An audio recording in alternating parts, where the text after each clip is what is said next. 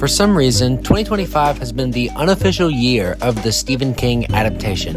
In February, we had The Monkey, June gave us The Life of Chuck, and November, we'll see Edgar Wright take on The Running Man. And this past weekend, we saw what Hunger Games director Francis Lawrence could do with The Long Walk. Since that first trailer came out, I've been super excited for this movie, and so have a lot of people. I went with a group of 5 to see this, and my theater was decently packed. Maybe Southern Arkansans just want to see peak fiction thriller with Mark Hamill or something, I don't know.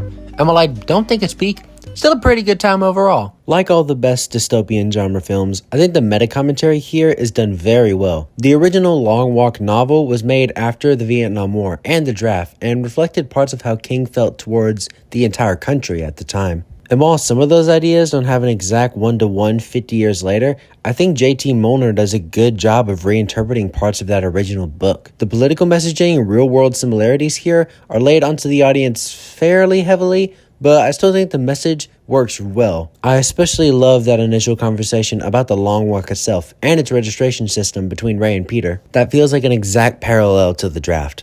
As time goes on though, some of it starts to get laid on a little too heavily, but I do like the similarities they draw, and when they talk about burning books, I mean, yeah, hey, Jojo Rabbit is in this movie, so that's kind of a fitting casting. Speaking of, they did not have to use my boy as like a stake setter. I told one of my friends to watch this and showed her the trailer, and I was giggling with glee when I saw Roman Griffin Davis was going to be in this. Then the trailer showed him getting taken out back and put down like Old Yeller. The actual film treats him worse. The VFX and prosthetics they use for the kills are really impressive here, as are the emotional beats that come with the kills in the latter half. The first half is a little too repetitive in its screenplay, particularly the usage of one adjective, but the last half really locks in and gives us some good emotional beats and a lot of killer tension, literally. There were so many moments where I was sitting straight up or sitting on the edge of my seat. That last half hour especially gets this job done well. I like the chemistry between Ray and Peter, and the rest of the supporting cast was great too. I especially love Hold up. Knew it, okay.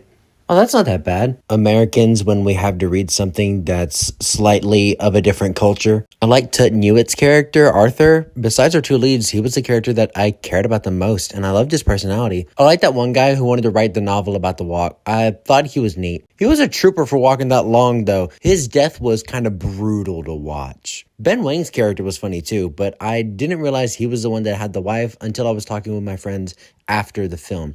He just looked too young to be a married man, so that's a small nitpicking with his casting. Other than that though, I think he's a solid addition here. But no one is doing more with their screen time than Mark Hamill, the major who operates the Long Walk.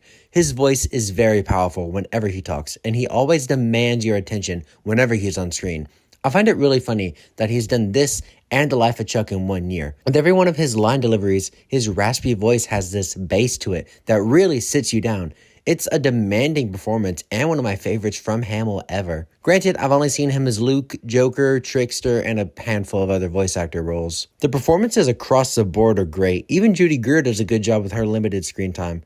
I think overall the film could have benefited from an extra 10 or 20 minutes to flesh out some of the dynamics more, along with some of the character conflicts, because there's that one blonde guy who I feel like there was more to his character that we just didn't end up seeing. The ending also does feel a bit sudden, but it's also a lot different than what I heard the book was like. Overall, while I don't think it's a perfect film, The Long Walk is an entertaining, suspenseful watch and one of the best theater experiences I've had all year. I'm going to give this a solid 7 out of 10, and I encourage you to go see it.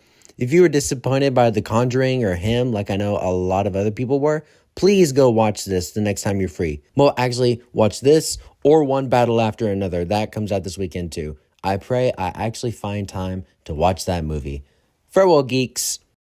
I do wish we were getting some more spooky October releases, though. Maybe I'll just have to do it for y'all. And when it falls down, who you gonna call now?